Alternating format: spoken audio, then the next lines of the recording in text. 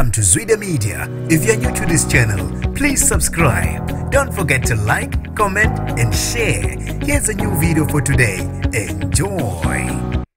Usinde kukubi umgibeli ophunyuka eSpanyini edutshulwa ngumshayeli wetekisi endaweni yaseGoli eTsakane. Lo mgibeli onganeme uthi okumehleli yoxoxela amagwababa echobana. Lo mgibeli onganeme ogama lakhe kungugudlula magudlulu ubhale ekhasini lika Facebook lika Ayanda Msweli ecela izeluleko. Uthe namhlanje ngivelelwe inkinga bafowethu, ngisebenzela eGauteng eBrakpan, ngihlala eTsakane. Uthi ngishayise emsebenzini ntambama ngabo 5 ngabe sengigibele itekisi esuka eBrakpan ibheke eTsakane. Uthi fike yama-ke la obekumele kushintshwe khona amatekisi ngoba lebe ngigibele eqaleni ibingafinyeleli la engibheke khona. Nangampela nami-ke ngibe sengingena kwenye imoto obeyisishintshana. Uthi wabiza i-number plate yayo. Uthi sigibele sibaningi isuke ihambe behla bonke abantu kwasala mina ngedwa. Uthi bese kusele nje ibangana elingango 200 meter ukuthi ngehle. Ubese ngibuza-ke umshayeli wale khumbi ukuthi mina ngehla kubi, kungani ngingashongo ukuthi kukude la engibheke khona ngoba ngabe useyajika manje. Uthi-ke